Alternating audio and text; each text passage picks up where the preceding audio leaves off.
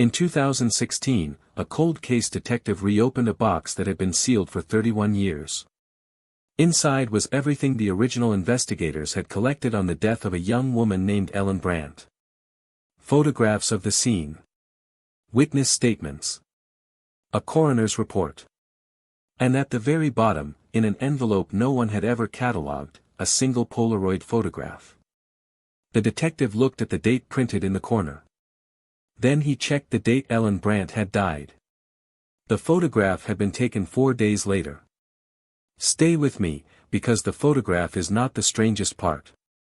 The strangest part is who developed it. Ellen Brandt was 23 when she was found in her apartment in the winter of 1985.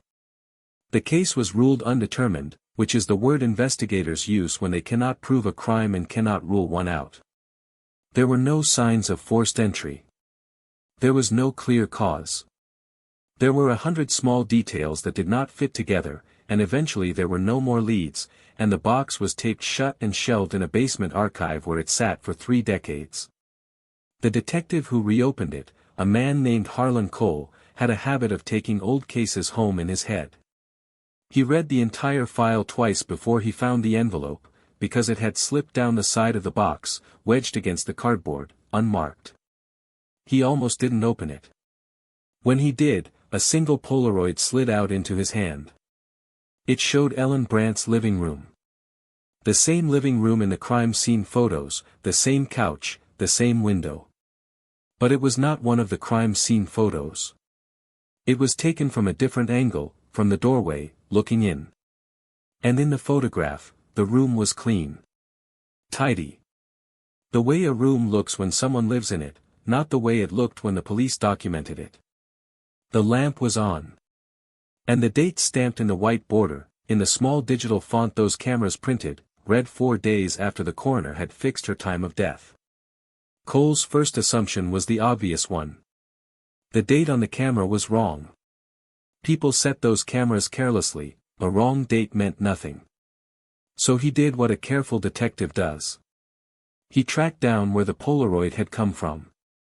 And this is where the case stopped being a puzzle and became something Cole still cannot explain. The original file contained a receipt. In 1985, a roll of Polaroid film and a single camera had been logged into evidence from Ellen Brandt's apartment. The camera. Cole pulled it from a separate storage facility, and it still worked, and when he opened it, the film cartridge inside showed that every frame had been used. 10 shots.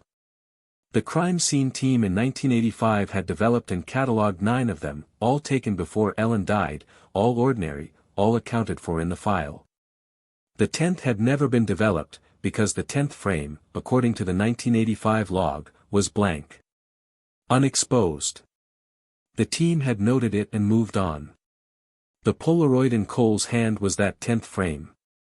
It had a development timestamp, because those cameras stamped the moment the picture was physically taken and ejected. And the timestamp was 4 days after her death. A frame that the 1985 team had logged as unexposed and blank had, at some point, been exposed. A picture had been taken. Inside a sealed evidence box. Of a room that no longer looked the way it had when the box was sealed. Cole did not tell anyone at first. He sat with it. He considered every explanation a rational man could reach for. A second camera. A staged photo. A mislabeled receipt. A prank by some bored technician decades ago. And every explanation broke on the same detail, the one he kept coming back to at his desk at night. The room in the photograph was clean. Not the crime scene. Not the aftermath. The room as it had been before, lamp on, couch neat, curtains open, exactly as Ellen Brandt would have left it on an ordinary evening.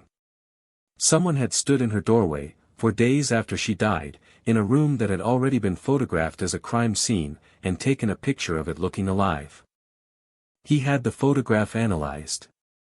The lab confirmed it was a genuine period Polaroid, the emulsion and chemistry consistent with 1980s film, and that the image had not been altered. They could tell him what it was. They could not tell him how it existed. The case is still open, in the way these cases stay open, which is to say it is not being worked and will never be closed. Cole retired 2 years later. He kept a copy of the Polaroid, not the original, and he told one colleague the only thing about it that still kept him up. It was the lamp. In every crime scene photograph from 1985, the lamp in Ellen Brandt's living room is off. The police found it off. It is off in every image in the file. In the 10th photograph, the one taken 4 days after she died, from a camera sealed in an evidence box, the lamp is on. Someone had turned it on. Someone had wanted the room to look warm. The box is sealed again now, taped shut, back on its shelf in the basement archive. The camera is empty. All 10 frames are accounted for.